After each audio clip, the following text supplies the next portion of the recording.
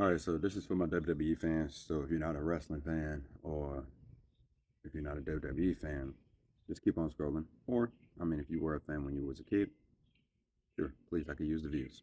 Anywho, what I'm going to talk about is Night of Champions, okay? So Night of Champions, I believe it's Sunday morning here in the U.S. or whatever. But either way, whenever it is, some things need to change. WWE needs to take this time to right the ship. And I'm going to just focus on three major matches. Um, and what I'm going to provide is a what could happen, my predictions of what should happen. That way we lead into SummerSlam with something a little bit more promising.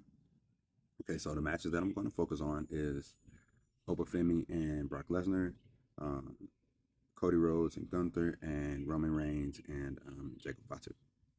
Okay, so currently two major champions are Cody Rhodes and Roman Reigns, and both of them are putting their titles on the line. Cody Rhodes to Gunther, Roman Reigns to Jacob Fatu. And then we have the WrestleMania retirement rematch or whatever between Obafemi and Brock Lesnar. Okay, so we're going to start with that one. Obafemi and Brock Lesnar. Obafemi should lose to Brock Lesnar, but not in a pinfall, in a DQ. The DQ comes from Gunther interfering into this match. Why is Gunther interfering in this match and attacking Brock Lesnar? Because if anybody's going to retire Brock Lesnar, it's me being Gunther. That's his mentality. But what we find out as the audience, here's the writing for WWE. What we find out is Gunther's original favor from Paul Heyman was supposed to be the opportunity to retire Brock Lesnar. But Brock Lesnar prematurely retired at WrestleMania, and so to satisfy Gunther, Paul Heyman offered him a title shot with Cody Rhodes. So that's how that came about. We don't find that out until after the fact, and it can be done in a simple manner of small seeds where you see Gunther show up after Paul Heyman's talking to the Vision or something like that, and all he says is, "Hey, we need to talk," but he says it in his Gunther way, like we need to talk right now in an aggressive manner. Okay, so that's how we figured that out. The other match, let's talk about Gunther and Cody Rhodes. So that match, and don't hate me for this, but that match would also end in a DQ with Cody Rhodes retaining. Cody Rhodes gets to retain because the rules say that the title cannot change hands on a DQ, has to be a pinfall, right? However, Sami Zayn interferes in this match. Okay.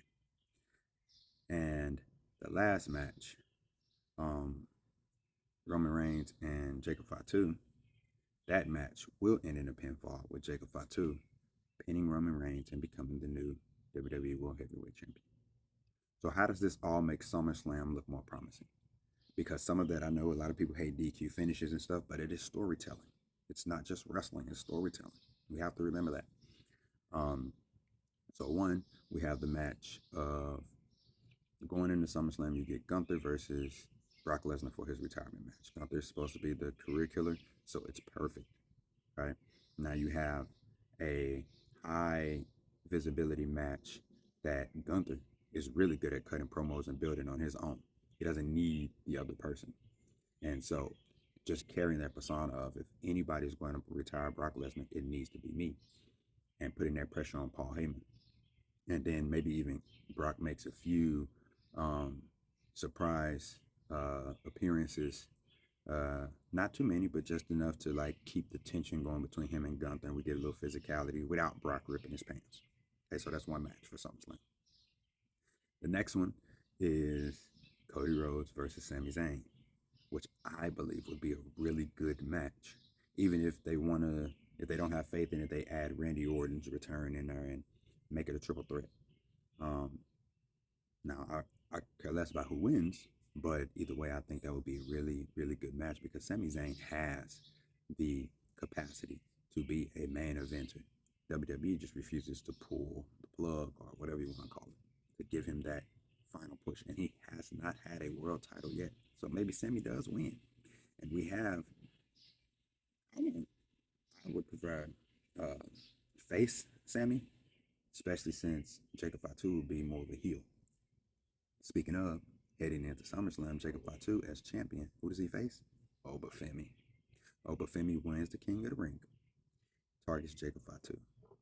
So we enter into SummerSlam with three major matches. Jacob Fatu and Obafemi are two of the biggest yet athletic guys in WWE. They're too big to be as athletic as they are. Y'all can't sit up here and tell me that these weren't two stellar matches that has some really good storytelling. It feels natural because um, Obafemi winning the King of the Ring, he's the ruler, so that automatically matches up. So that's easy for him to pick the champion on his show. Okay, even though they put Money in the Bank after SummerSlam, which I think will be really good for Roman Reigns. Roman Reigns comes back. He wins the Money in the Bank. We don't see Roman Reigns again until after SummerSlam because he wants his title back. Now we have the storyline of Jacob Fatu, who beat Roman Reigns at Clash in Paris, struggling with the weight and responsibility of being a tribal chief. But it turns out to be too much for him. The whole tribe turns against him, so he feels like a lone wolf again, or whatever his, not the lone wolf, Samoan werewolf, whatever, right? He's by himself. And so Roman Reigns comes back. You can even have Jacob Fatu beat Obafemi. I believe that's a good thing to do. Either way, Roman Reigns has to come back, one, for his title and for the Ula follow. And so that gives Roman Reigns like something to work back towards, like winning over the people. He can even come back as a pure babyface, just trying to win back the crowd in that manner and win back his tribe. And it gives Jacob Fatu his first big match after winning the title. It lets Obafemi look like a major threat. And then when we talk Brock Lesnar and Gunther, naturally Brock Lesnar retires at SummerSlam. Gunther defeats him, which gives Gunther more to his resume as the career killer and the person who retires people. And who knows, maybe the next person he retires is Rey Mysterio, or maybe um, Randy Orton. Just saying. He's already pretty much a part timer. Yeah, he does a lot of appearances and stuff, but his health and he's getting up there. He's not too much younger than John Cena, so it's definitely possible. I think Randy Orton might be 10 years older than me, so he's in his late 40s. Um, so yeah, I'm 30, 36. Definitely possible. And then again, I think it's time to give Sami Zayn that push. And like I said, let him win. So yeah, those are my thoughts on Clash in Paris. Thank you if you listened to the whole video. Let me know your thoughts in the comments below. I love to hear others' opinions.